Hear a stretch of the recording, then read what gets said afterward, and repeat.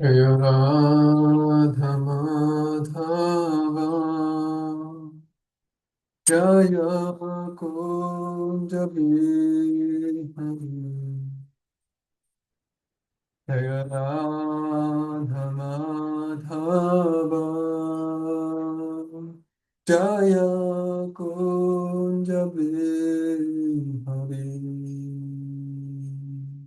Jaya Gopijana Vallabha Jaya Girivaradhare Jaya Gopijana Vallabha Jaya Girivaradhare Jaya Yashodanandana Jaya Brajajanayana Jaya Yashodanandana Jaya Brajajanarandana Jaya Yamunatira Vanachari Jaya Kunja Bihari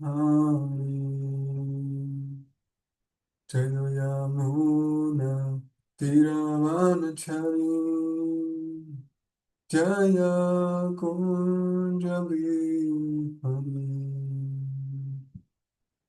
Jaya Radha Madhava Jaya Kunja Bihari Jaya Radha Madhava Jaya Kunja Bihari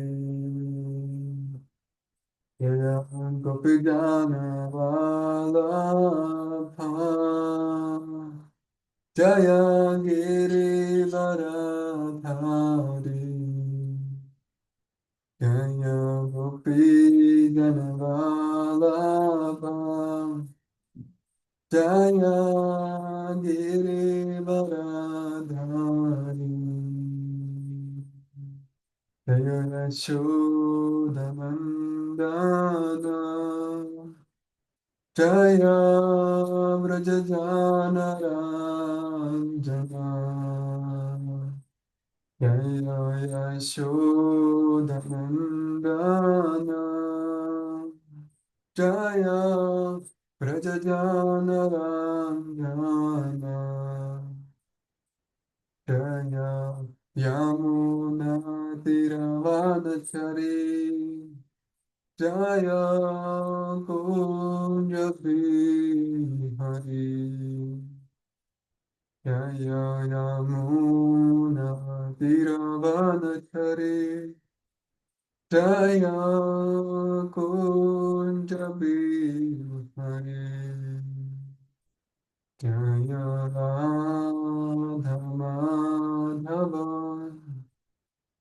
Jaya Kunja Bihari Jaya Radha Madhava Jaya Kunja Bihari Hare Krishna Hare Krishna Krishna Krishna Hare Hare Hare Rama Hare Rama Rama Rama Hare Hare Hare Krishna Hare Krishna Krishna Krishna Hare Hare Hare Rama Hare Rama Rama Rama Hare Hare Hare Krishna Hare Krishna Krishna, Krishna, Hare Hare, Hare Rama, Hare Rama, Rama Rama, Hare Hare, Hare Krishna, Krishna Krishna, Hare Hare, Hare Rama, Hare Rama, Rama Rama, Hare Hare. Jaya Prabhupada, Jaya Prabhupada, Jaya Prabhupada, Srila Prabhupada, Jaya Prabhupada, Jaya Prabhupada, Jaya Prabhupada, Srila Prabhupada, Prabhupada, Prabhupada, Prabhupada, Jaya Srila Prabhupada, Prabhupada, Prabhupada, Prabhupada, Jaya Srila Prabhupada.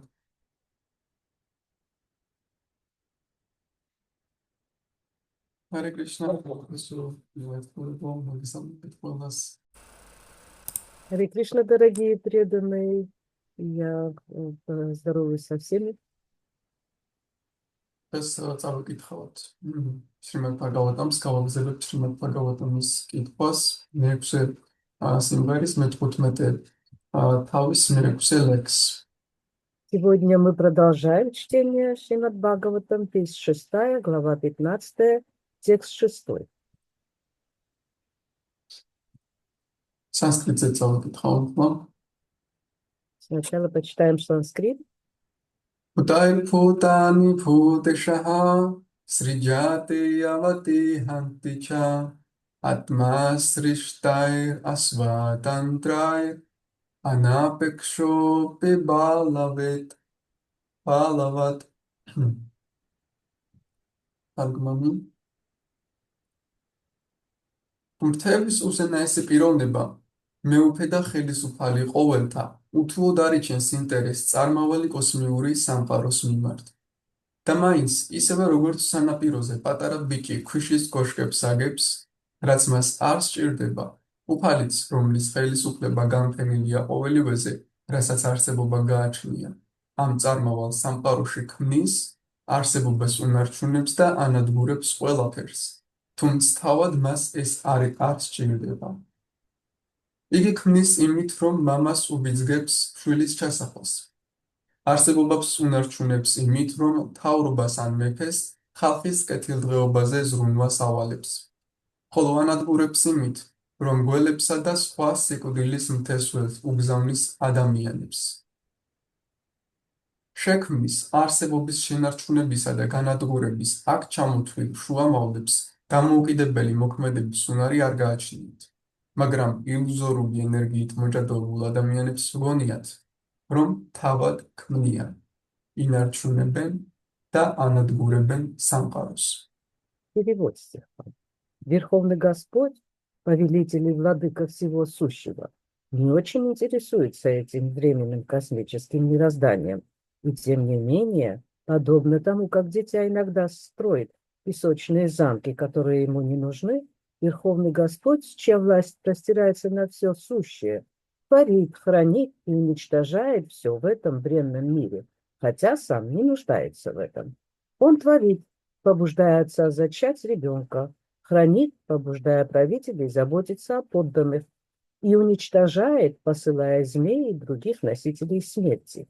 Его орудия творения, поддержания и уничтожения не могут ничего сделать самостоятельно, но, находясь во власти иллюзорной энергии, мнят себя творцами, хранителями и разрушителями.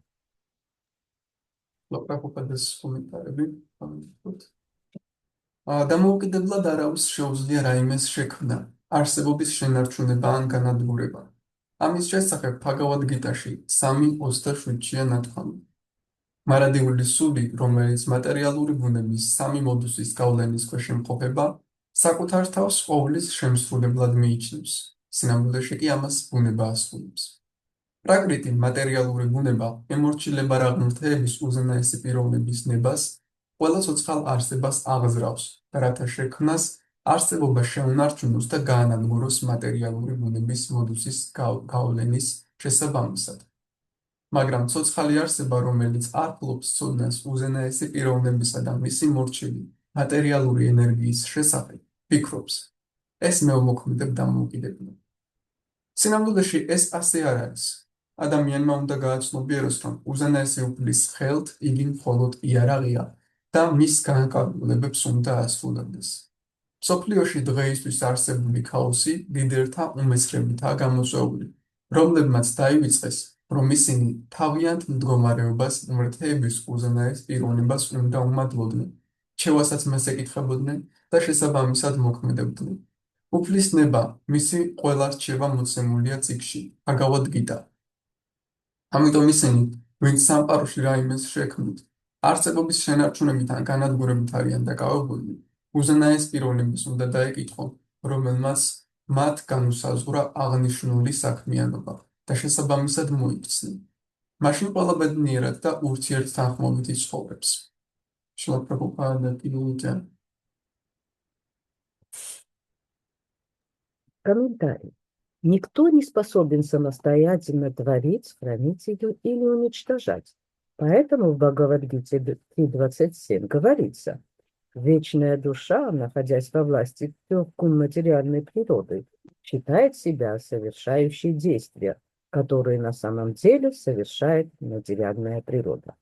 Покорная воле Верховной Личности Бога, материальная природа Пракрити побуждает живые существа творить, хранить или разрушать, в зависимости от влияния на них разных кун природы.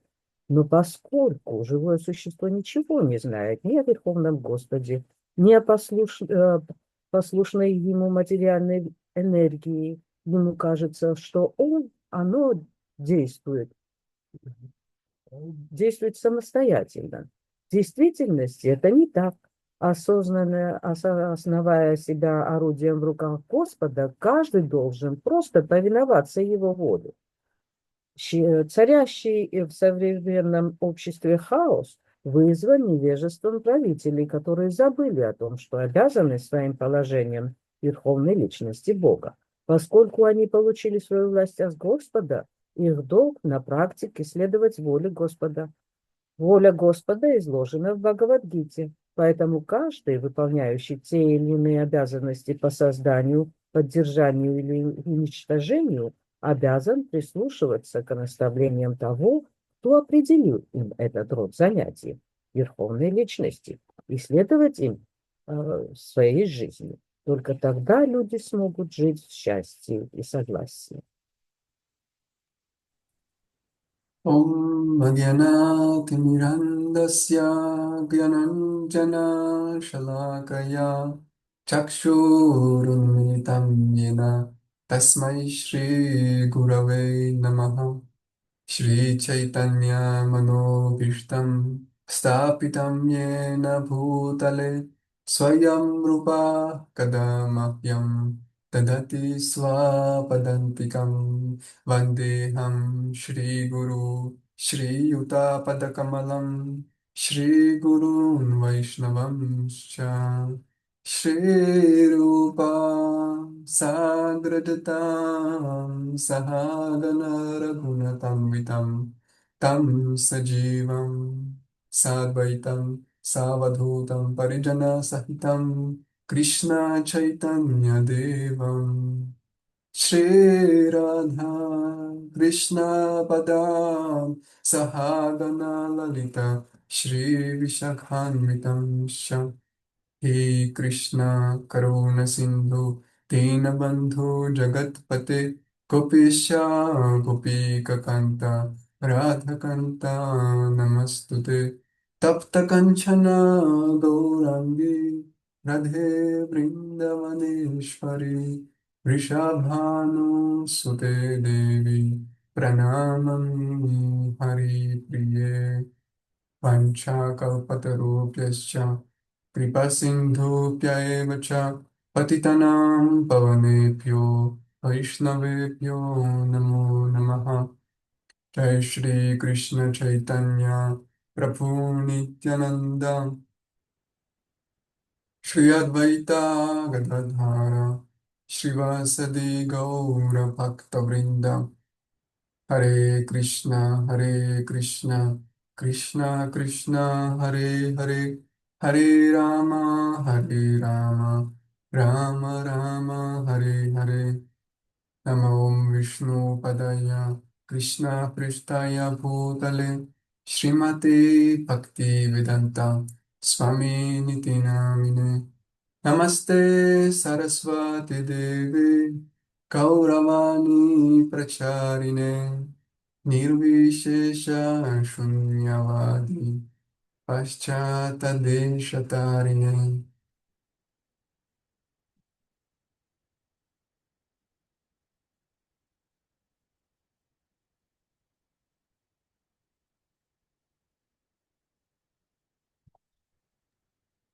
Hare Krishna, მოგესალმებით ყველას კიდევ ერთხელ.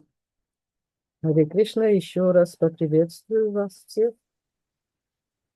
მადლობას გეკეთებთ ბრძანებისთვის შრიმად პაგამზე Спасибо за то, что пришли сегодня послушать Шримад Бхагаватам. გერსაული დაწყება დღის Это достойное начало дня. გარი დღეს ჩვენ წავიკითხეთ გავაგრძელეთ ანგირა მუნის და ნარადა მუნის დაირიგებები მეფე ჩიტრაკეტის მიმართ. Сегодня мы продолжили чтение наставлений Ангиры Муни и Нарада Муни царю Читракету. ანგირამ და ნარადა მუნიმ წინა ლექსში მეფე ჩიტრაკეტოს უთხრეს, რომ სინამდვილეში ჩვენი ურთიერთობები არის დროებითი ამ სამყაროში. Ангира Муни и Нарада Муни в предыдущем стихе сказали царю Читракету, что наши отношения в этом мире являются иллюзорными, временными. ეს ურთიერთობები წარმავალია უბრალოდ დროებით გვაქვს გარკვეული რეალობა შექმნილი. Такие отношения, они приходящие. У нас просто на время складываются какие-то отношения. უბრალოდ გარკვეულ როლებს ვთამაშობთ. ყველა ჩვენ როლს ვთამაშობთ. И мы просто, каждый из нас играем свою роль. საინტერესოა, რომ ეს რეალობები რეალურად სულ გვეცვლება და სულ სხვადასხვა როლის თამაში გვიწევს. И что интересно, эти реальности, они постоянно изменяются для нас. И нам приходится каждый раз сыграть какую-то новую роль. დღეს ერთი ადამიანია ჩემი შვილი, მას ვეძებდება ყველაზე მეტად. Сегодня одна личность является моим сыном, и я привязываюсь к ней сильно. შემდეგ რეალობაში სულ სხვა ვიღაცას ვეძებდება. В следующей реальности я привязываюсь совершенно к другому. საინტერესო ის არის, რომ ამ რეალობაში, როდესაც გადავდივარ, არ მახსოვს ის წინა პიროვნებები, რომლებსაც მინდჭული ვიყავ წინა რეალობებში.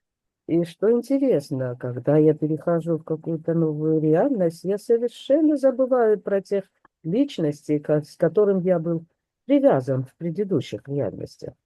თუმცა ყოველ ახალ პიროვნებას ვეძებები იგივენაირად და ისე ვიქცევი, თითქოს ის მარადიულად ჩემს გვერდით იქნება და ის ჩემი მარადიული რეალობაა. Хотя привязываюсь я к каждой личности абсолютно одинаково, так, как будто эта личность будет со мной вечно.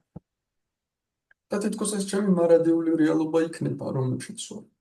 И как будто вот эта реальность будет той вечной реальностью, в которой я постоянно нахожусь. და ეს მუდმივად იცვლება. Но это постоянно меняется. ეს რეალურად ძალიან დამამცირებელი მდგომარეობა ჯივასი, იმიტომ რომ ფაქტიურად ილუზორულ რეალობებს ეჯაჭვება და ღმერთია ის სინამდვილე. И фактически такое бытие для Дживы является довольно-таки унизительным, потому что оно привязывается к различным меняющимся реальностям. უნდა გუჩნდება კითხვა, რატომ გვეკეთებთ ამას? И возникает вопрос, а почему же мы этим занимаемся? რატომ გვიკეთებთ ამას? რატომ გვიკეთებენ ამას? Зачем мы себе это устраиваем? Почему нам это устраивают? რატომ გვიკეთებენ амას?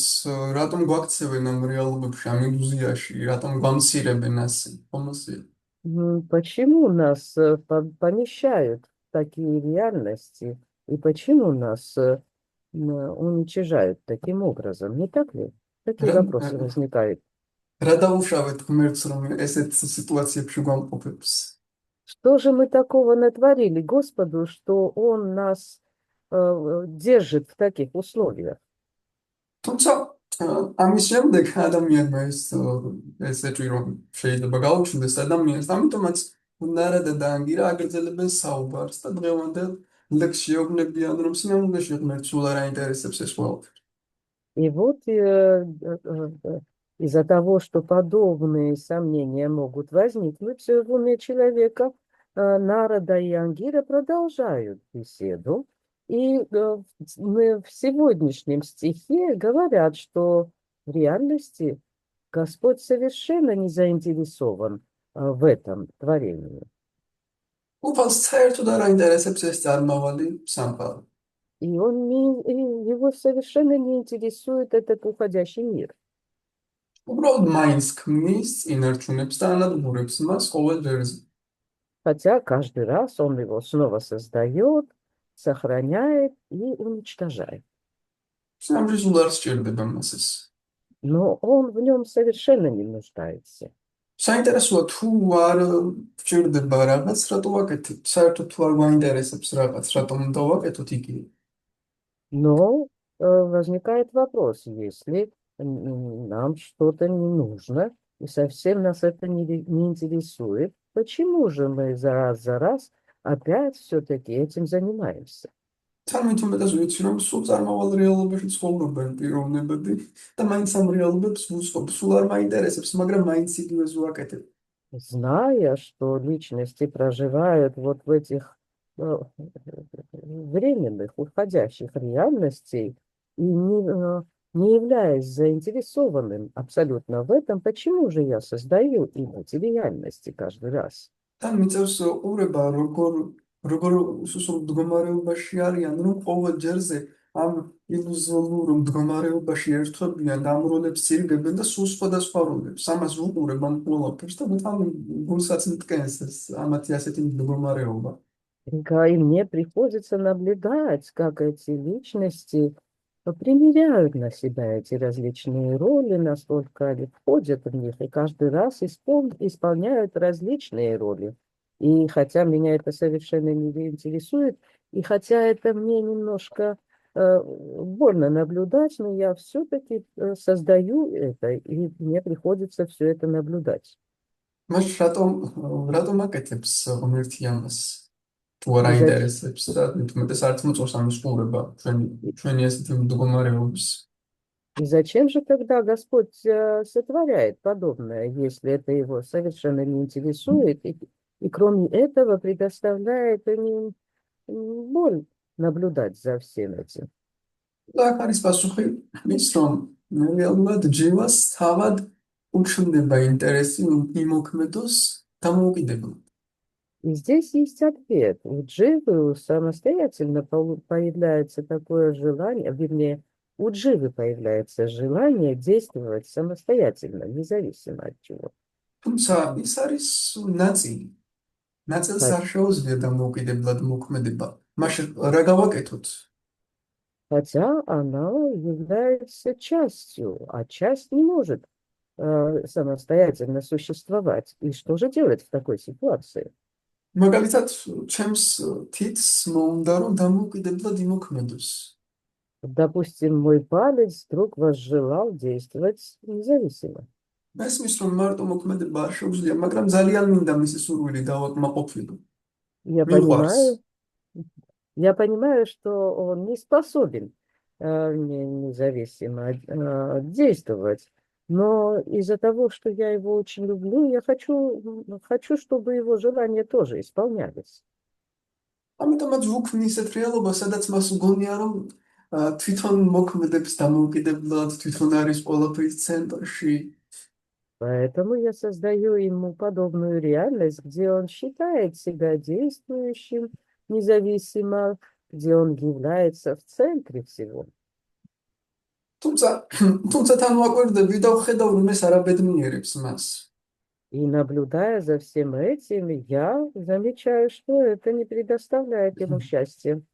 თუმცა მაინც იგივე მდგომარეობაში მოყვება, რადგან თვითონ მაინც უნდა ამის გაგრძელება.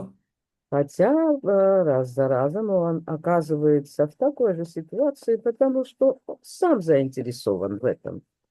მაინც იგივე მაინც ვაძლევს საშუალებას, რომ იგივე ილუზიებში იყოს, რადგან თვითონ სურს იგივეს გაგრძელება, თუმცა მოხედავ, რომ ისი ტანჯება.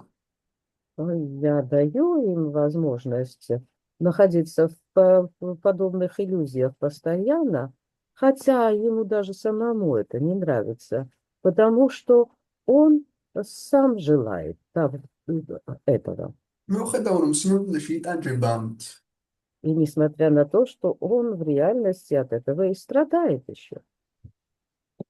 თუმცა მაინც ვაგრძელებ ამ რეალობების შექმნას მისთვის, რადგან მას ეს სურს. И я продолжаю создавать эти реальности для него, потому что он того желает. თუმცა მე ეს სულაც არ მახარებს. Хотя меня это совершенно не радует. თუმცა საინტერესოა, რომ რამდენად ძლიერია ამ ილუზიის ძალა, რომ თითს გონია, რომ თვითონ არის ყველაფრის ცენტრში. И вот насколько же могущественна сила этой энергии, иллюзии, что палец считает себя центром Вселенной. რომ დააკვირდეს რეალურად თავის თავს, მაშინ მიხვდება, რომ არ არის თვითონ ცენტრში. ამიტომაც მაქსიმალურად ძლიერი ილუზიის შექმნა მიწევს მისთვის, რომ მან გააგრძელოს ასეთ иллюзიაში მოქმედება, რომ მაინც ჩათვალოს თავის ცენტრში. Но если он начнет наблюдать над собой, он сразу догадается, что он не является в центре. И из-за этого мне приходится создать такую мощную иллюзию, чтобы он постоянно считал себя таковым. და თუ ის გააგრძელებს თაკვირობას, იმასაც მიხვდება, რომ არ არის ასეთ მდგომარეობაში ბედნიერი, მაგრამ მე მაინც ვაგრძელებ მის ასეთ ილუზიაში ჩაგდებას, რადგან უბრალოდ სურვილი აქვს, რომ მას თვითონ უნდა რომ ეს ილუზია ჰქონდეს. Если он будет наблюдать за этим, сам догадается, что это не приносит ему счастья, хотя мне приходится создавать подобные реальности для него только из-за того, что он того желает. რადგან სინამდვილეში რომ დავფიქრდეთ, ეს ილუზია არის ძალიან ძლიერი, რადგან რეალობაში, როდესაც ჩვენს თავს რომ დავაკვირდეთ, ჩვენ დავინახავთ, რომ реалურად არაფერს არ ვაკონტროლებთ ამ სამყაროში. И вот эта иллюзия, она настолько могущественна, что если мы реально так присмотримся, мы придем к такому заключению, что мы ничем не можем контролировать в этом мироздании. ახლა წარმოვიდგინოთ, რომ თითი ნაწილი ამ მაგალითი ანალოგიურად დავაკეთოთ, იცნობს თავის დაკვირვებას ამ ილუზიაში და უნდა დაინახოს, მე მართლა ვაკონტროლებ ყველაფერს თუ არა, მინდა ამ რეალობიდან გამოვიდე. Мы сейчас будем следовать нашему примеру пальца. И вот, допустим, этот палец решил наблюдать за собой, чтобы разобраться, реально ли он является контролирующим всего в этой реальности, потому что хочет из нее выйти. ვაკვირდებით და რეალურად რომ დავაკვირდეთ გაცნობიერებული აზროვნება რომ დავიწყოთ, ესეც არ ვიცით მეორე წამს შევისუნთქავთ თუ არა. И если мы начинаем осознанное наблюдение, тогда мы осознаем, что мы не знаем, на следующую секунду мы способны будем вдохнуть или нет. ჩვენ არ ვიცით ამ სხეულში ისევ იქნებით ამ რეალობაში მე შემდეგ წამს თუ არა. Мы не знаем в следующий момент, мы будем опять в этой реальности и в этом теле или нет. არ ვიცით მაგალითად რა მოხდება ჩვენს სამსახურში მეორე წამს შეიძლება კომპანიამ მთლიანად დაიხუროს და გამოვარდნოს სამსახურიდან გამოვარდნოს. Не знаем, что произойдет с нашей работой. Например, компания, где мы работаем, может закрыться на следующий день, и нас могут уволить. არ ვიცი რა დაიმართება ჩემს შვილს, დედას და ახლობელს, რომლებიც ჩემთვის ძვირფასები არიან, ხვალ ან ზეგ. Мы не знаем, что ожидает завтра или послезавтра моих детей, на моих самых близких и любимых людей. შეიძლება სრულიად ჯანმრთელი ადამიანი უბრალოდ სახლიდან გავიდეს, სულ არ ელოდება არაფერს, თავისი გეგმები აქვს და უცბად ავარიაში მოყვეს ავტოკატასტროფაში. Мгм. Возможно, да, и такое, что вполне здоровый человек, имеющий какие-то планы на тот день, выходит из дома и совершенно неожиданно попадает в авиакатастрофу. უბრალოდ იმიტომ, რომ ძღვენმა ტელეფონს ჩახედა, რაღაც მესიჯი მივიდა. Или автокатастрофу. Просто потому, что вот водитель, получив какой-то месседж на телефоне, заглянул туда. ამ დროს კი ადამიანის მთლიანი რეალობა გაანადგურა. И таким образом он уничтожил реальность человека. მთელი მისი Совершенно. გეგმები, რასაც მთელი ცხოვრება ფიქრობდა და აგენერირებდა. Совершенно уничтожил все его планы, которые он генерировал в течение всей своей жизни. და სანამ სახლიდან გავიდოდა, ფიქრობდა, რომ ეს გეგმები მარადეულია და მას ეს რეალობა მარადეულია და ყველაფერს მიაღწევდა. И пока бы он вышел из дому, он думал, что вот эта реальность, она вечна, и что он достигнет всего того, что задумал.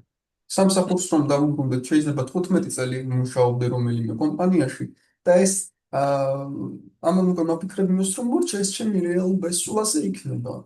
და მეორე დღეს უბრალოდ გამოცხადდა, რომ მორჩა компания იხურება.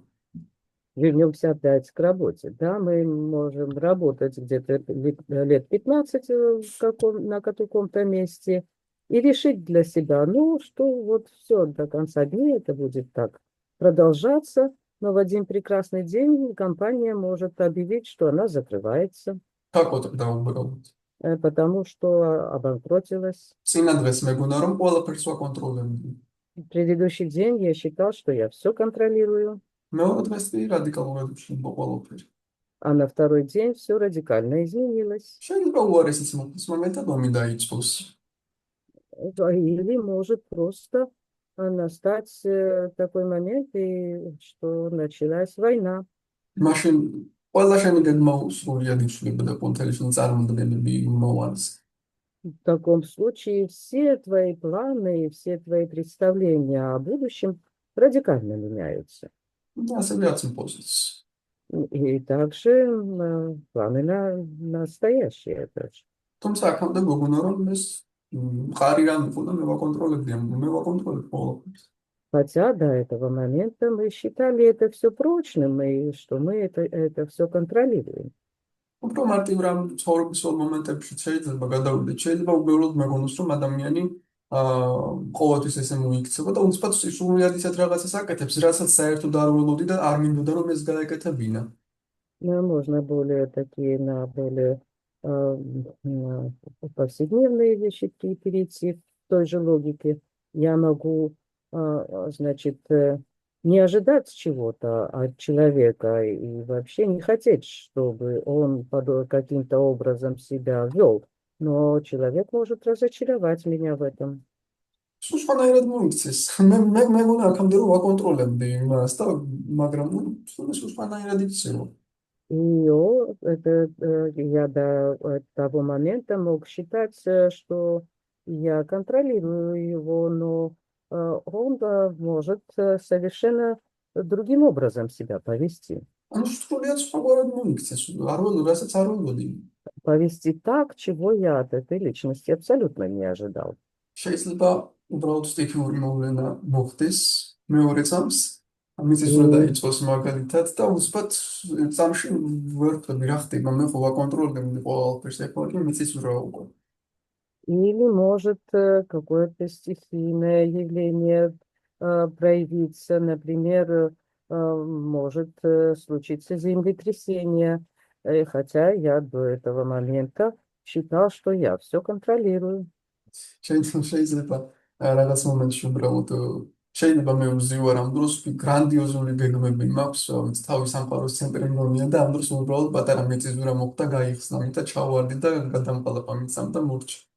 Я могу до этого как бы сидеть, строить какие-то масштабные планы и быть очень как бы серьезно на это настроен, но вдруг может произойти землетрясение, земля разверзнуться и поглотить меня.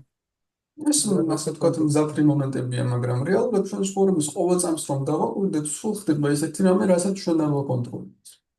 Ну, это как бы такие экстремальные моменты. Но если мы будем наблюдать, то мы увидим, что в жизни повседневно происходит что-то подобное. ზოგჯერ გარკვეულ მომენტებში ჩვენ ვფიქრდებით ამას, რომ მე მგონი მე მართლა არ ვაკონტროლებ რაღაცას.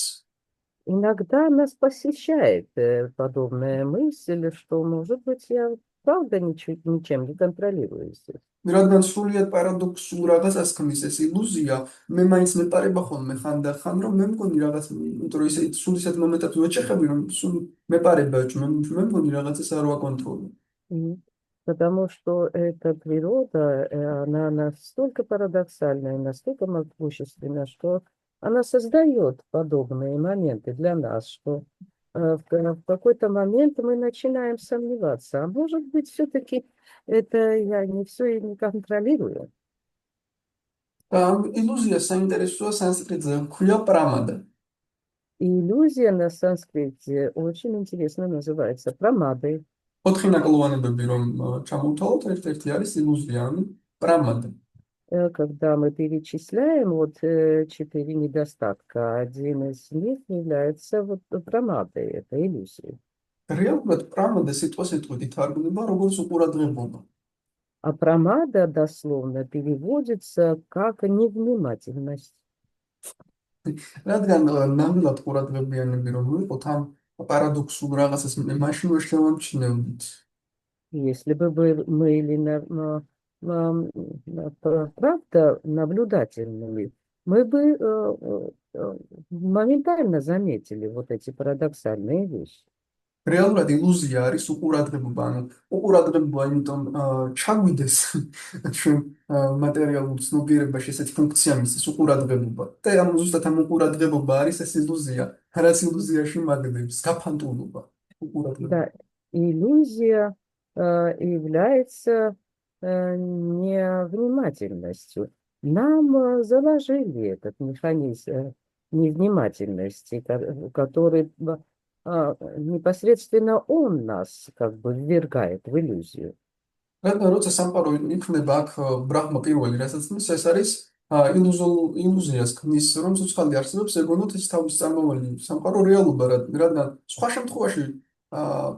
შემთხვევაში უბრალოდ ვერ იცხოვრებენ ასე და ეს ტყუილი უნდა შეიქმნას თავიდან და ამ ტყუილს ქმნის იმგვარად ქმნიან ამ ტყუილს, რომ მაგალითად ადამიანმა რომ დააკვირდეს რეალურად ყურადღებით თავის თავს, მაშინ მოხდება ყველაფერს, ხო? ამიტომაც რაღაც ისეთი ხერხი უნდა შევქმნათ, რომელიც გაუფანტავს მას ყურადღებას, ანუ ვურთავთ ამ უყურადღებობის პროგრამას. და ამის გამო ის ვერ აკვირდება რეალობას და ილუზიაში ცხოვრობს. И Брахма, начиная творить этот мир, первое, что он создает иллюзию, потому что по-другому было бы невозможно проживать в этом материальном мире. И надо создать, если бы мы наблюдали, то сразу бы обнаруживали его не как бы и не вечность. И поэтому нужно было создать какой-то механизм, который бы мог погрузить нас в подобное состояние. ამიტომაც ქმნიან უყურადღებობის მექანიზმს. ანუ ეს ილუზია რეალურად მუშაობს როგორც უყურადღებობა. И как раз для этого создается этот механизм невнимательности. Иллюзия как раз так и работает, основывается на этом принципе. ანუ ადამიანი უყურადღებოა და რეალურად რეალობას ვეღარ ხედავს. Человек становится невнимательным, и поэтому он перестает замечать реальность. თუმცა სულიერი პრაქტიკა იმაში მდგომარეობს, რომ ადამიანი ნელ-ნელა გამოყავს ამ ილუზიიდან, ანუ გამოყავს უყურადღებობიდან და ადამიანი ხდება უფრო გაცნობიერებული, უფრო აცნობიერებს რეალურად ამ ყოველ მომენტს და გაფანტული არ არის.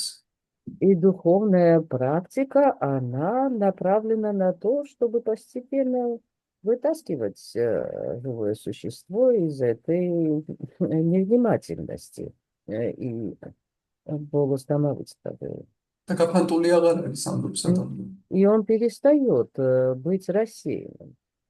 ანუ ნელ-ნელა ადამიანი ამ თავის მატერიალურ ნაკლოვანებებზე მაღლდება. ეს მისი ნაკლოვანებები არ არის, სულის ნაკლოვანებები არ არის, ეს მატერიალური ენერგია მიაწება ეს ნაკლოვანებები და სული ნელ-ნელა გამოდის ამ ნაკლოვანებებიდან სულიერი პრაქტიკით. И фактически личность, значит, таким образом она выходит из своих недостатков. Это материальные недостатки. Душа таких недостатков не имеет. Эти материальные недостатки были как бы прикреплены к ней в материальном мире, и вот душа постепенно начинает из них исходить. და ადამიანი ნელ-ნელა ხედავს რეალობას, ჭეშმარიტ რეალობას, იმას, რომ მე რეალურად არაფერს ვაკონტროლებ ამ სამყაროში. Через осознанность. И потом человек начинает видеть истинную реальность. Он начинает осознавать, что он ничего не контролирует в этом мире. ამ მომენტში, ამ დროს ესე იგი, რასაც არ უნდა აკეთებდეს, რა მნიშვნელოვანი როლი არ უნდა ჰქონდეს ცხოვრებაში, ანუ რამდენად ძლიერი მატერიალური გარემოცვა შეიძლება იყოს, რომ მას ძლიერი ილუზია შეექმნას, ნებისმიერ სიტუაციაში ხდება, რომ მე არაფერს არ ვაკეთებ და ყველაფერს აკონტროლებს ღმერთი. И в таком состоянии он уже начинает осознавать, какую бы как бы сильную позицию или могущественную позицию он не занимал в этом мире, он все равно ничего не контролирует, и он начинает осознавать, что за всем этим следит, и все это контролирует Всевышний Господь. И это вызывает шаранагати, предание. И появляется такое чувство, я хочу стать игрушкой в твоей руке. И как раз вот в этот момент человек становится полностью счастливым. У этого есть несколько причин.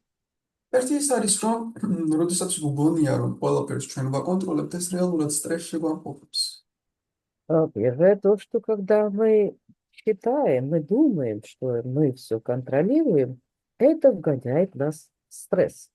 მუდმივად შევცხოვრობთ, რომ რამე ისე არ მოხდეს, რომ როგორც ჩვენ როგორც არ გვინდა რომ მოხდეს და არ დაგვიგეგმავს ასე.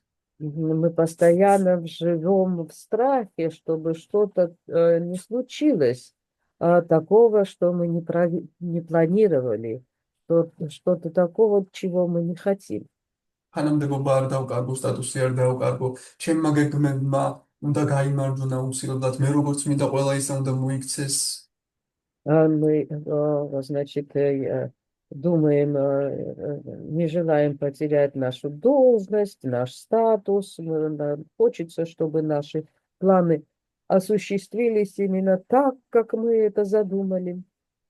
თუმცა რეალურად ჩვენ ვიცით, ანუ ჩვენ ხვდებით, რომ ამას ვერ ვაკონტროლებთ და ამიტომაც ვცხოვრობთ შიში, რადგან უბრალოდ არ გვაქვს ინსტრუმენტი, რომ ეს ყველაფერი ვაკონტროლოთ. ამიტომ სტრესში ვცხოვრობთ. ეს Тихо. ილუზია გვატყუებს, რომ ჩვენ ვაკონტროლებთ რაღაცას, და სინამდვილეში ვერ ვაკონტროლებთ. რა თქმა უნდა, სტრესში ცხოვრობს ადამიანი. И мы как раз вот э, осознаем где-то, вернее, мы чувствуем подсознательно, что мы ничего не контролируем. Поэтому мы, значит, впадаем в стресс, когда мы видим, что наши планы не осуществляются. ამ მომენტში ადამიანი ვერ არის ბედნიერი, რადგან მოდუნებული ვერ არის, რადგან ჩაფხაუჭებულია შიშით ყველაფერზე და სულ დაძაბულია, რომ რამე ისე არ მოხდეს, როგორ თვითონ აკონტროლოს ყველაფერი, რამე ისე არ მოხდეს, როგორც მას სურს. И это как бы вызывает страх. Поэтому человек постоянно напряжен, он наблюдает, чтобы что-нибудь так не произошло, как я того не хочу. Поэтому человек планирует. მედობისას კი ეუბნება, უფალო, შენს ხელშია ყველაფერი, მე ვიცი, რომ არაფერს ვაკონტროლებ, ამიტომაც ისე მოაწყე ჩემი ცხოვრება, როგორც შენ გსურს. И он постоянно натянут. Когда предается человек, он говорит Господу, Господь, он как бы все в твоих руках, и заставь меня действовать таким образом, как это тебе угодно. ისე წარმართე სიტუაციები, როგორც შენ გინდა. Управляй этими ситуациями так, как тебе это угодно. Так, საინტერესო რამ ხდება. რეალურად ჩვენ ისედაც არ ვაკონტროლებდით ამ სიტუაციებს. და ამ დროს უბრალოდ ვაღიარებთ ამას, ვეუბნებით უფალს, რომ კრიშნა, მე ისედაც არ ვაკონტროლებ არაფერს, შენ აკონტროლებ ყველაფერს. И здесь происходит очень интересное. Мы в реальности совершенно ничего не контролируем, не контролировали, но здесь мы как бы признаем это и передаем бразды правления Господу. და საინტერესოა, რომ რას ვკარგავთ რეალურად, ხომ? რატომ არ ვაკეთებთ ამას, რადგან გვეხსნება სტრესი, ილუზიიდან თავისუფლებით, ჩვენ მართლა არ ვაკონტროლებთ არაფერს, ისედაც ყველაფერი ისე ხდება, როგორც ღმერთ კრიშნას უნდა და ჩვენ უბრალოდ ვეუბნებით, რომ კრიშნა, ისე როგორც შენ გინდა, და ამ დროს ისედაც ისე ხდება, როგორც მას სურს, ხომ ასეა და ამ დროს ტვირთიც გვეხსნება. И что же мы здесь теряем в подобной ситуации? Да, мы и так ничего не контролируем. И просто передавая, как бы осознавая это для себя и передавая все бразды правления в руки Кришны, что же для нас меняется? კვირას რატომაც ლექციაზე ეს თემა შემხვდა და მე ვთქვი, რომ რეალურად არაფერს არ ვკარგავთ ხალხო, ратом არ ვაკეთებთ ამას. В воскресенье на лекции я как раз эта тема была поднята, и я сказал, что мы фактически все равно ничего не контролируем. მაინც არაფერს ვკარგავთ, რატომ არ ვენდობთ უფალს? И мы фактически ничего не теряем. А почему же мы не предаемся Господу? სტრესი გვეხსნება, ბედნიერები ვხდებით მაშინვე. Нас покидает стресс, мы моментально становимся счастливыми. თუმცა თუმცა Но რეალურად სიმართლე რომ გითხრათ, ჩვენ უკარგავთ ყველაზე მნიშვნელოვან ჩვენთვის ყველაზე მნიშვნელოვან რაღაცას. хотя мы, если так честно, очень важное что-то теряем в этом процессе. ჩვენთვის ძალიან მნიშვნელოვან რაღაცას ვკარგავთ, რის გამოც ვკარგავთ იმას, რის გამოც საერთოდ ეს ყველაფერი შექმნილია. Мы теряем очень важное что-то для нас, теряем то, ради чего все это было создано. ჩვენ ვკარგავთ Мы კონტროლის ილუზიის. теряем иллюзию контроля. ანუ ჩვენ ვკარგავთ ტყუილს, ილუზიას ვკარგავთ. Другими словами, мы теряем ложь, иллюзию. აი მაგალითად მოგწეს რაღაცა ტყუილი კანფეტი მოგწეს და გონია ნამდვილი მთელი ცხოვრება. და რეალურად ვხედავ, რომ ეს ტყუილია, მაგრამ მაინც არ მინდა, მე ჩაფხაუჭებული ვარ. მინდა მჯეროდეს, რომ ეს ნამდვილია. Например, нам дали какую-то бутафорию конфеты, но мы как бы не хотим в это поверить, хотим думать, что это реальная конфета, и не выпускаем ее из руки. რადგან ამ დროს ხომ მე ვეღარ ვფიქრებ, რომ მე ვაკონტროლებ ყველაფერს, მე ხომ მინდა მეგონოს, რომ მე ვაკონტროლებ.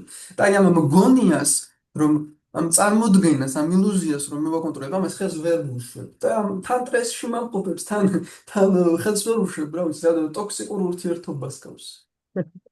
И потому что, ну, я желаю, как бы, у меня же есть это желание все контролировать. И я, хотя реальность меня в противоположном, как бы, старается убедить, я все равно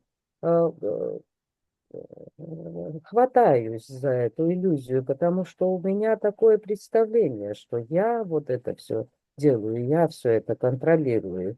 И хотя эта реальность меня как бы для меня болезненна, я все равно не хочу от нее отказаться. Это похоже на какие-то токсические отношения. ანუ ეს არის ცრუ შეგრძნება და იგივე ცრუ ეგო. ანუ ცრუ შეგრძნება, ცრუ ეგო არის ეს ზუსტად, რომ ჩაბაუჭებული მინდა ეს ცრუ წარმოდგენა მქონდეს ჩემს თავზე.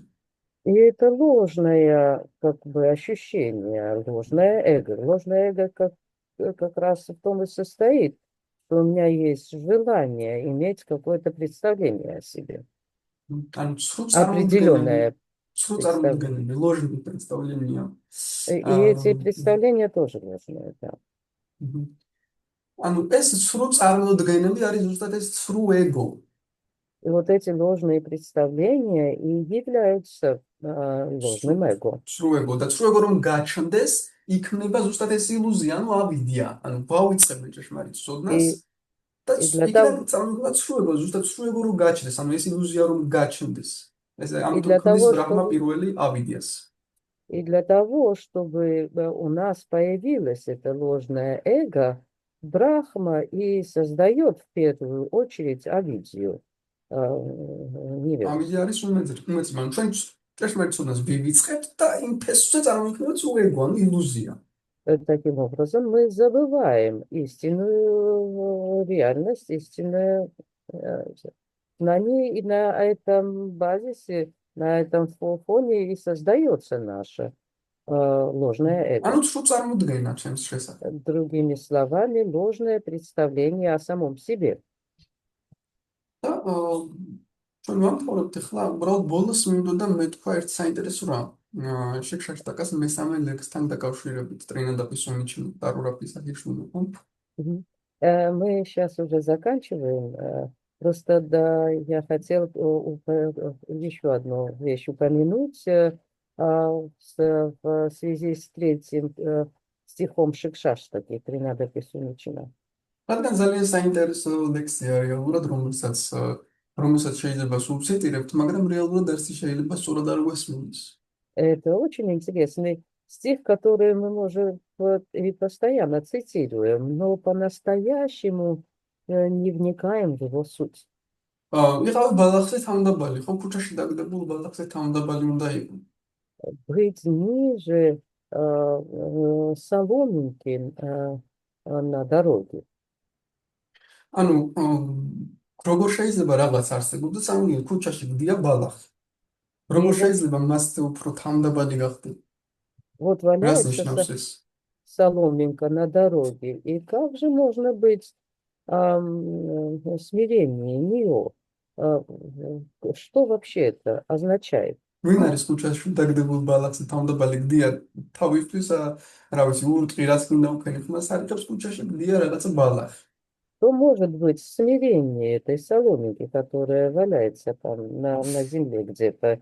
Ее можно, на нее можно наступать, понукать любым образом, но она на это не будет реагировать. და ჩვენ ვფიქრობთ ხან რომ ადამიანები უნდა გავხადოთ ქუჩაში დაგდებულ ბალახზე თავდაბლები და როგორ უნდა გავხადოთ? უნდა ვლანძღოთ, უნდა ვუტყათ, ხო, ხმარ უნდა მოიღოს ქუჩაში დაგდებულ ბალახზე თავდაბალი უნდა იყოს.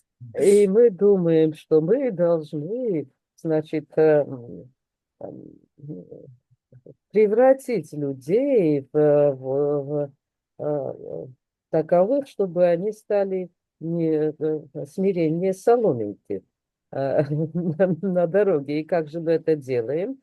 мы начинаем их ругать, унижать и вот таким образом как бы присмирять. ой, აბა ურტყი ბალახს არაფერს არ გეტყვის, გდია თავისთვის ლანძღე ურტყი, ამას არ იღებს. ესე იგი, უნდა ჩვენს რომ გვერდყავენ, ლანძღავენ, ჩვენც უნდა მოვიგოთ ქუჩაში დაღებულ ბალახს უნდა ვისაუბროთ დამოსკავშით.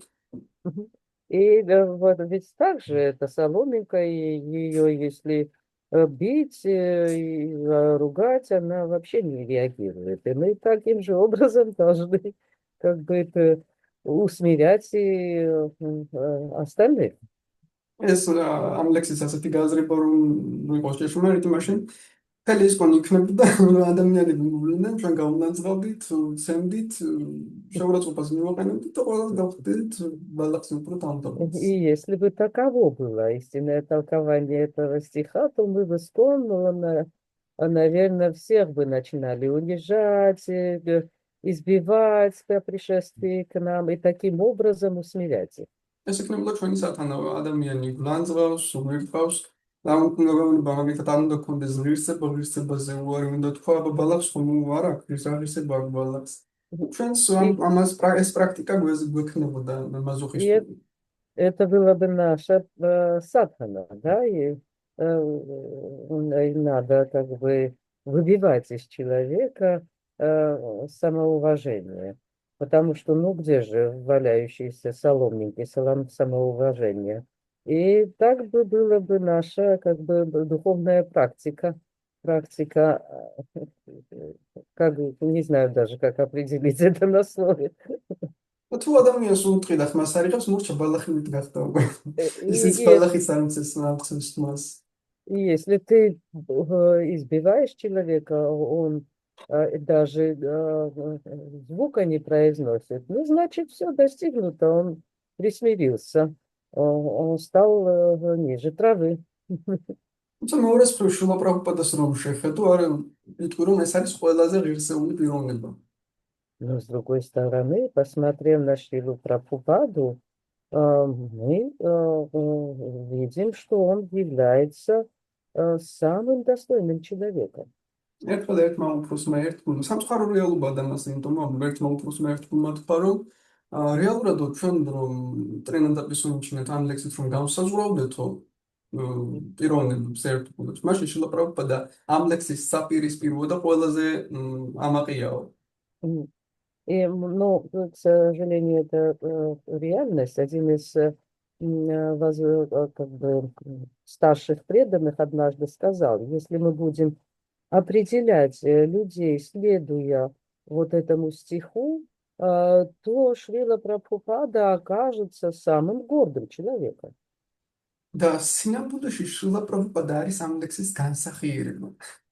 Но в реальности Шрила Прабхупада является олицетворением этого стиха. უბრალოდ ამ ლექსს არასწორად განვმარტავთ, შესაბამისად ვერ ვიგებთ რა არის ეს ლექსი. Мы просто неправильно трактуем этот стих и поэтому не понимаем его сути.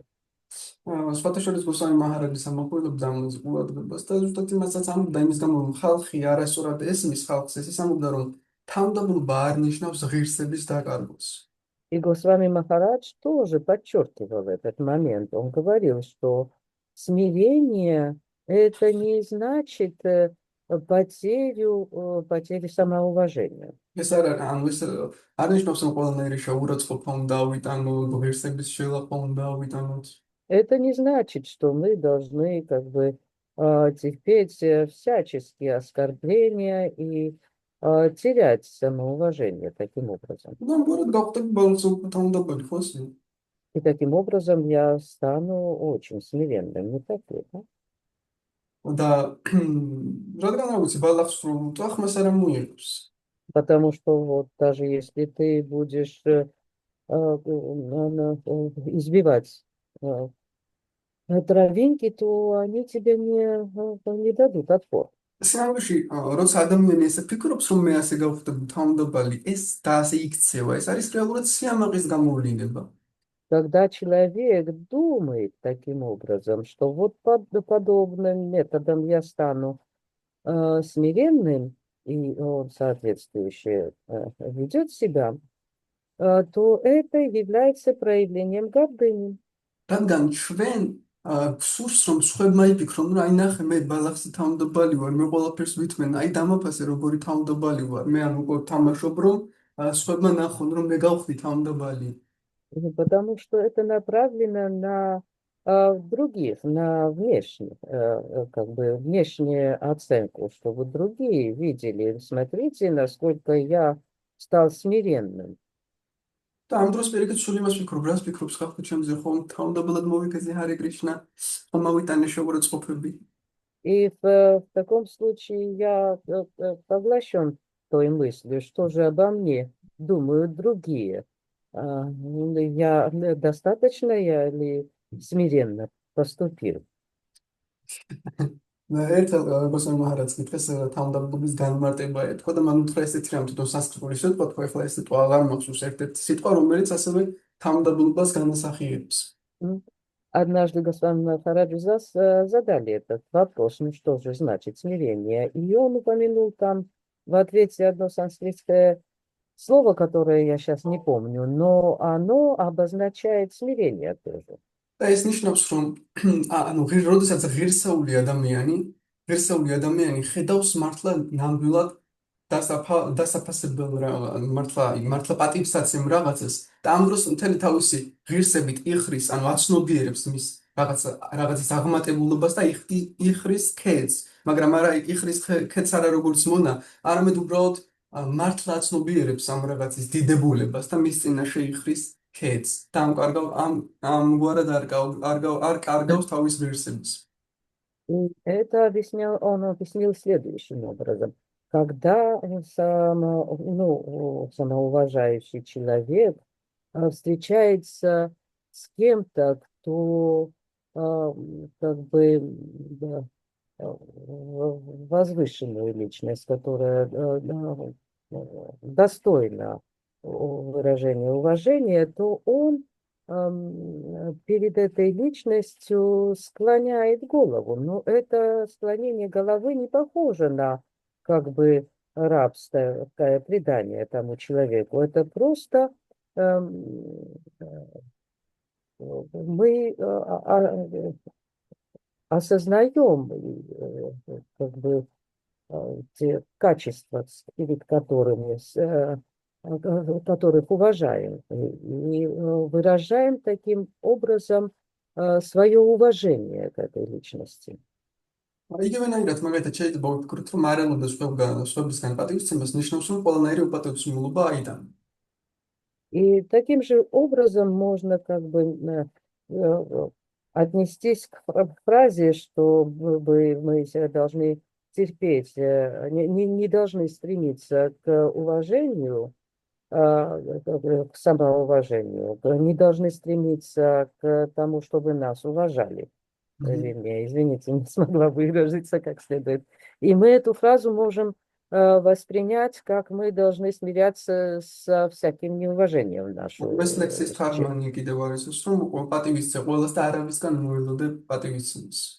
Да, в переводе этого стиха вам известно, что есть такие фразы, что выказывать уважение каждому и не ожидать уважения в свой адрес. ერთხელ იგივენაირად გოსამ ჰარაჯი ყვებოდა რომ ერთხელ შევედი ისეთ სიტუაციაში მოვხვდი, სადაც უბრალოდ არავინ არ მცემდა პატივს. პატივისცემულობას გამოხატავდნენ ჩემს მიმართ არანაირი პატივისცემა მათგან არ მიგუძუნია და უბრალოდ არ მომინდა იქ ყოფნა და წამოვედი. И вот по этому поводу Госвами Махарадж тоже однажды рассказывал, что ему довелось однажды оказаться в такой ситуации, где на него вообще внимания никто не как бы обратил, не оказали ему уважения, и ему как-то стало не очень приятно. Там и он ушел оттуда. ასეთ სიტუაციაში ერთგვარ уბრალოდ როცა ისმის შეურაცხყოფას ან პატივისცემულობას ერთგვარ уბრალოდ ტოვებს იმ ადგილს. არ მოწონს ასეთ გარემოში ყოფნა.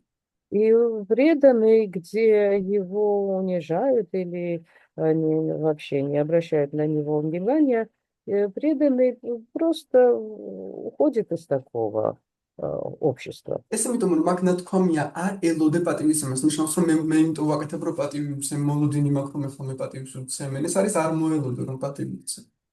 И здесь фактически речь идет о том, что мы не должны ожидать уважения в свою,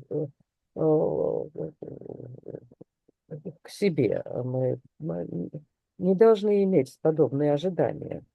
რომ ეხლა მე პატივს მცემენ, ისე მოქმედო რომ პატივი მცენ და ამაზე ვიყო კონცენტრირებული. Другими словами, я сейчас буду действовать так, чтобы заслужить уважение чье-то. თუმცა ეს არ ნიშნავს, რომ მე უპატივცემულობა უნდა მომწონდეს და ისეთ გარემოში უნდა ვიყო, სადაც ჩემს მიმართ უპატივცემულობა არიან განსხვავებული. Но это совершенно не значит, что я должен как бы радоваться и мне должно нравиться неуважительное отношение, и я должен смиренно находиться в такой ситуации. მოდით ახლა განვარტოთ ბალახზე უფრო თავმდაბალი რას ნიშნავს, იმიტომ რომ არის ძალიან მნიშვნელოვანი და გადამწყვეტი რამ, ეს უნდა სწორად გვესმინდეს. Давайте сейчас поглубже разберемся в том, что значит быть ниже травы. И потому что это очень важно, и очень важно правильно понимать это утверждение. და ამით დავასრულებთ, ამ ძალიან მნიშვნელოვანია, ამაზე კონცენტრირდეთ და ამით დავასრულებთ. И да, поскольку это очень важно, сконцентрируемся на этим и закончим. ბალახზე უფრო თავმდაბალი და რეალურად ამ სიტყვაში, ამ ფრაზაში ყველაზე მთავარი არის უფრო. ბალახზე უფრო.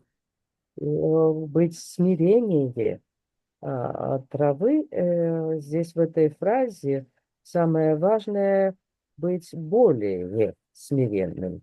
Вот это как бы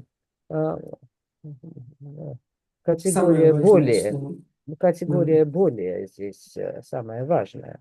То есть не смиренная травинка, а смиреннее. Да, смиренее травинки. Да? ანუ რატომ არის ეს? რომ დავფიქრდეთ, ჩვენ დიდად ყურადღებას არ ვაქცევთ. ბალახი უც თავმდაბალი უნდა იყოს, ხშირად ესეთ გვესმის. ბალახი უც თავმდაბალი, მაგრამ რას ნიშნავს ბალახზე უფრო თავმდაბალი? И вот мы иногда не обращаем на это достойного внимания. Мы просто думаем, что надо быть такой же смиренной, как травинка. Но здесь подчеркивается то, что мы должны быть более смиренными. რადგან ჩვენ ვერ წარმოვიდგენთ, რას ნიშნავს ბალახზე უფრო თავმდაბალი არაფერი გვაგონდება და შესაბამისად გვგონია, რომ ბალახი უც თავმდაბალი უნდა ვიყო. И здесь мы просто не знаем, что может быть смирение травинки. Мы не имеем такого опыта, и поэтому такого понимания. И поэтому мы считаем, что мы должны быть так же смиренными, как и травинка. თუმცა ეს არის რეალურად ყველაზე დიდი შეცდომა გააზრებაში, რადგან სრულიად სხვა პირისპირო შედეგს გვაძლევს. И вот это и является основной ошибкой при осознавании этого стиха. И эта ошибка дает совершенно другой результат. რადგან სინამდვილეში ბალახის კი ქუჩაში დაგდებული ბალახსაც კი აქვს თავისი ეგო. ანუ მე ვარ ბალახი, რომელიც სადღაც ამ სამყაროში ქუჩაში მგდივარ. მაინც ამ სამყაროს ვეკუთვნი, მაინც ამ სამყაროს ნაწილი ვარ. ბალახი ვარ ქუჩაში დაგდებული, მაგრამ მაინც ამ სამყაროს ნაწილი. Потому что даже вот эта травинка, валяющаяся на дороге, имеет свое ложное эго. Она считает, что вот я, травинка, валяюсь на дороге этого мира, и я являюсь частью этого мира. ბალახი ვარ, დაბლა დაგდებული, მაგრამ მაინც ბალახი ვარ. მაინც ეს ეგო არის ბალახის ეგო. Я травинка, хотя я и валяюсь, но я травинка. Это и есть эго. და ზუსტად ბალახზე უფრო თავმდაბალი ნიშნავს ზუსტად ამ ზღვარის გასვლას, რომ გადაჭრას, რომ მე უკვე მატერიალურ სამყაროს აღარ ვეკუთვნი, ანუ მატერიალური ეგოს საერთოდ აღარ მაქვს. არც ბალახის ეგო მაქვს. И быть смиреннее травинки, это означает, что мы выходим за пределы этого определения, да, самоопределения, значит, и за пределы даже того эго, травинки. ანუ გავდივართ ამ სამყაროს საზღვრებს გარეთ, რადგან უკვე აქ მატერიალური ეგო საერთოდ აღარ არის. ანუ ბალახის ეგოც კი აღარ არის და გადავდივართ უკვე ანუ Мы выходим за пределы этого материального мира, где даже вот эго травинки даже не присутствует уже. და აქ ადამიანი ასულიერებს თავს, რომ მე ვარ სული. ანუ ეს ილუზია ეხსნება, ბალახის ილუზიაც კი ეხსნება, რომ მე ვიღაცა ბალახი ვარ. მე ვარ კრიშნას მარადიული ნაწილი, დიდებული ნაწილი. მე ვარ მისი განუყოფელი ნაწილი, მე ვარ მწყინავი სული და ამ И, სამყაროს არ ვეკუთვნი. и как раз вот тогда приходит осознание, что я являюсь душой, светящейся душой, частичкой Кришны, которая вне материального мира. Здесь теряется это эго даже травинка.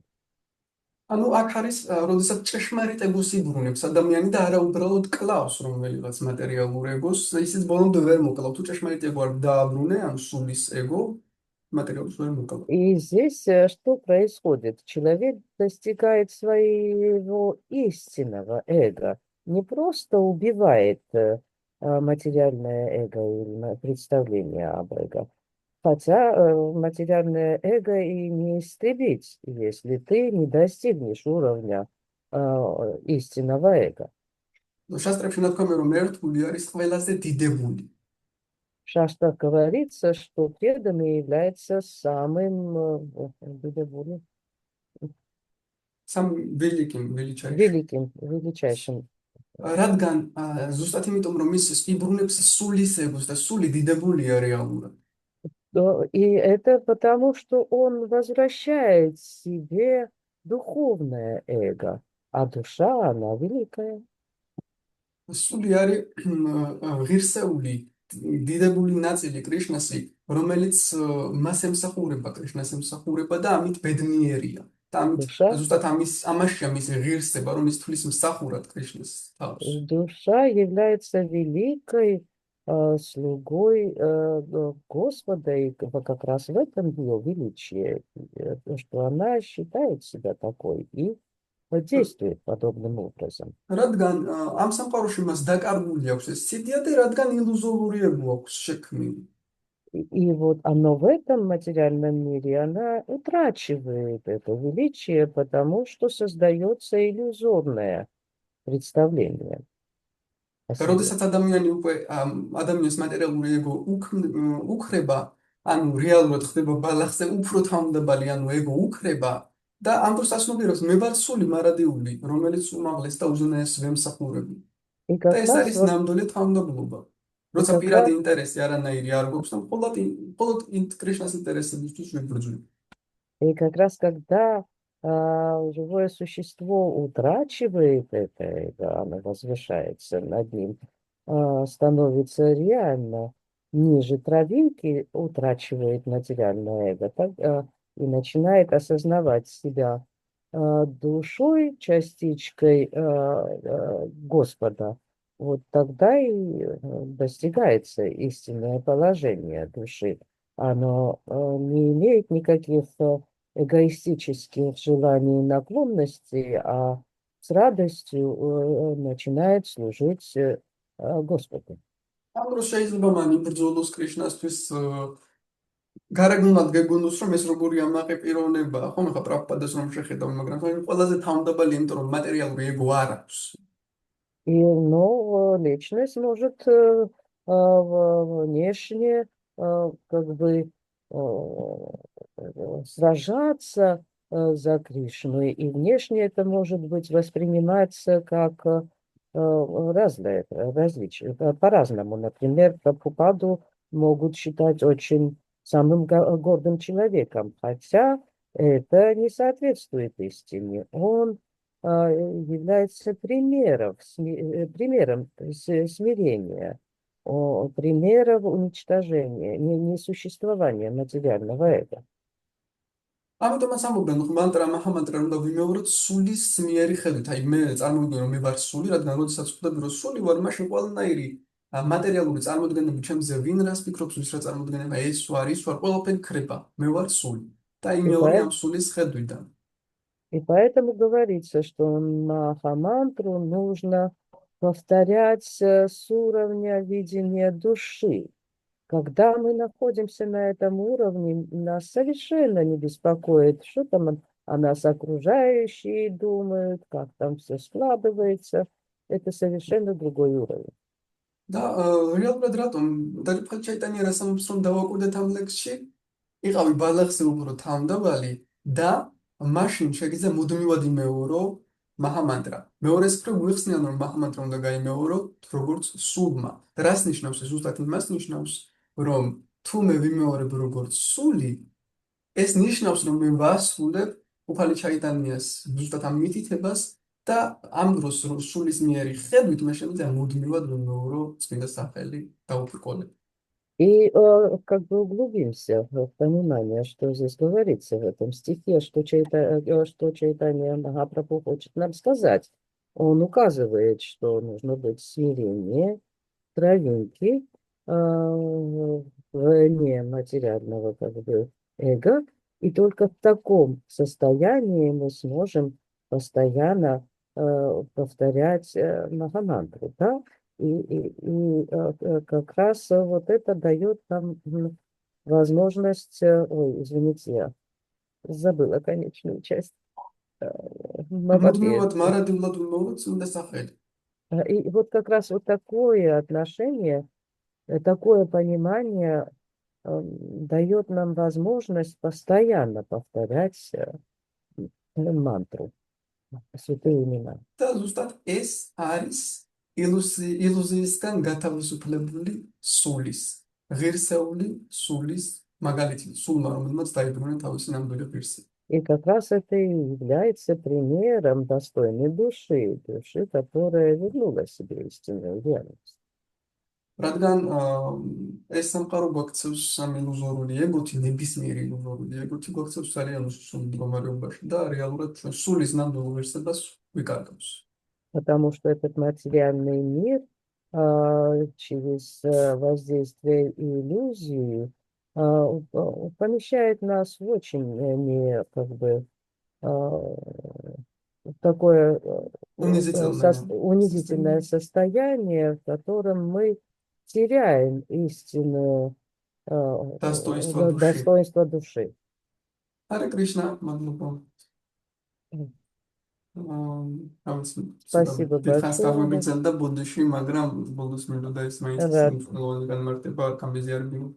Рати Душана Прабху извиняется за то, что немножко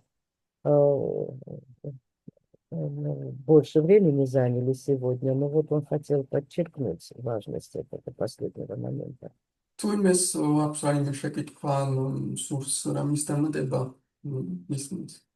Если у вас какие-либо вопросы или хотите что-нибудь добавить, пожалуйста. Еще раз.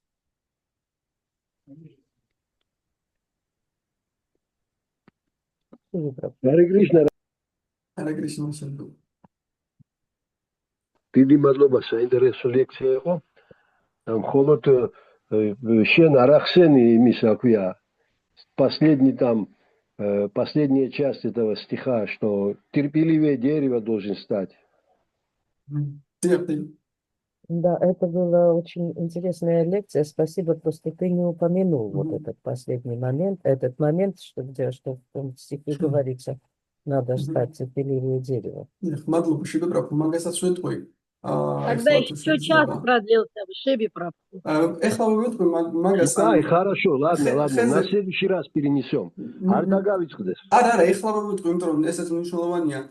ხეზე მომთმენი შეიძლება გვეგონოს, რომ მაგალითად რო გლანზავენ და გვირტყავენ, უნდა მოვითმინოთ, მაგრამ რეალურად ხეზე მომთმენი ნიშნავს იმას, რომ სულიერი პრაქტიკისას არ ველოდო ამ შედეგს. რომ მაინც და მაინც მალე მივიღო თუნდაც შედეგი წმინდა სახელისგან. ანუ მე მოთმინებით მივყვები პროცესს, მინდობით მივყვები პროცესს და მოთმინებით მივყვები ყველანაირ დაბრკოლებას მოთმინებით ვლახავ ამ გზაზე. ეს ნიშნავს, რომ ხეზე უფრო მომთმენი ვიყო.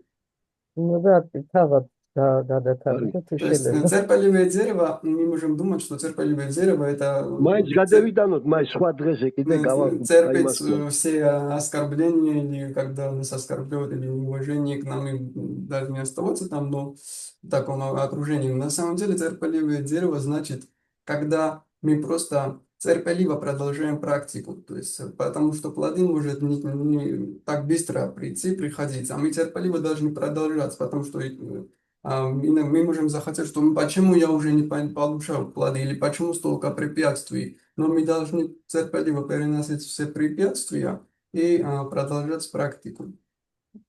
აი, Hare Krishna. დიდი მადლობა. გაიხარე. საინტერესო ახსნა იყო ამ ლექსის. Это была интересная трактовка этого стиха. Спасибо. მადლობა. Hare Krishna, მადლობა ყველას. Спасибо всем. დიდი მადლობა შემოერთებისთვის, მოსმენისთვის. Спасибо, что подсоединились, что послушали. ბედნიერ დღეს გისურვებთ, Всем удачного дня. წარმატებულ დღეს გისურვებთ. აი, Харе Hare Кришна. Krishna. Спасибо. Shrimad Bhagavatam ki jai. Чай. Srila Prabhupada ki jai. Чай. Рати Бушана Прабхуки. Чай. Kalindi Mataji ki jai. Ира Прабхупада Ки. Чай. Hare Krishna. Madhubha Devi, Polas Petnir. Спасибо всем большое.